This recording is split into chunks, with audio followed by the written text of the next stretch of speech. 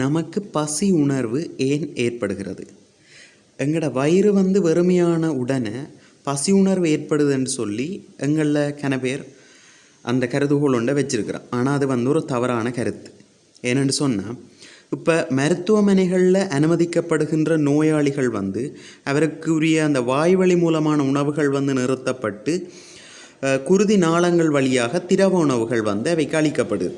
அப்படி இருக்கேக்க அவர்கள வயிறும் என்ன செய்யும்? காலியாகத்தான் இருக்கு. ஆனால் அவர்களுக்கு பசி என்ற உணர்வு இருக்கா? இல்லை.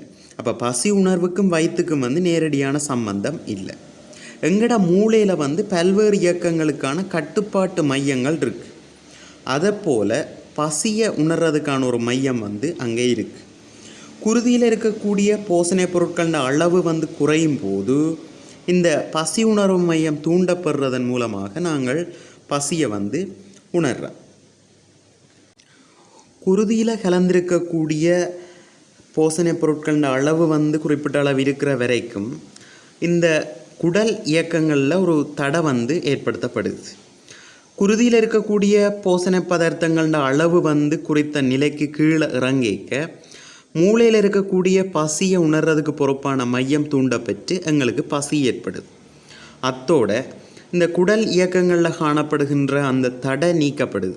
ஆதலால் தான் பசி என்ற உணர்வு தோன்றிய உடனேயே எங்களோட குடல் இயக்க உணர்வை நாங்கள் உணரக்கூடியதாக இருக்குது. இந்த பசியை போல தான் தாகத்துக்கும் ஒரு தவறான கருத்து இருக்குது. அதாவது வாய் தொண்டை என்பன உலர்ந்து போகைக்க தாகம் ஏற்படுவதாக நாங்கள் கருதுகிறோம். ஆனால் உண்மையில் நடக்கிற விடயம் அது இல்லை. எங்களோட குருதியில் மற்ற உடல் இழையங்களிலேயும் நீரும் உப்பும் கலந்திருக்கு. ஆனால் இரத்தத்தில் உள்ள நீர் மற்றும் உப்பின் கூறுகளுக்கு இடைப்பட்ட விகிதம் ஒரு குறிப்பிட்ட விகிதத்தில் அந்த நீரும் உப்பும் கலந்திருக்கு. இப்போ இரத்தத்தில் நீரின் அளவு குறைஞ்சாலோ அல்லாட்டி உப்பின் அளவு அதிகரித்தாலோ அந்த ரெண்டு மூலக்கூறுகளுக்கு இடையில் காணப்படக்கூடிய அந்த வீதத்தின் அளவு பாதிப்புக்கு உள்ளாகுது. இதால் மூளையில் காணப்படக்கூடிய தாகத்துக்கு பொறுப்பான மையத்துக்கு தகவல் அனுப்பப்படுது. அந்த தாக மையம் என்ன செய்யும்னு சொன்னால், தொண்டைக்கு அதற்குரிய நிவாரணத்திற்குரிய அறிகுறிகளை வழங்கும்.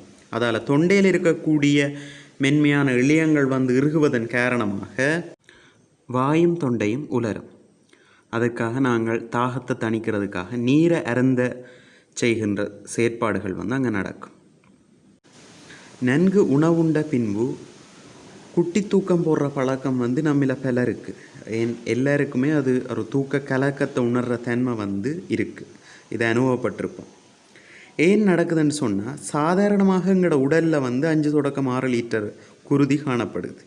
இந்த குருதி குருதி நாளங்கள் வழியாக குருதி சுற்றோட்டத்தின் போது உடலின் ஒவ்வொரு பாகத்துக்கும் கொண்டு செல்லப்படுது.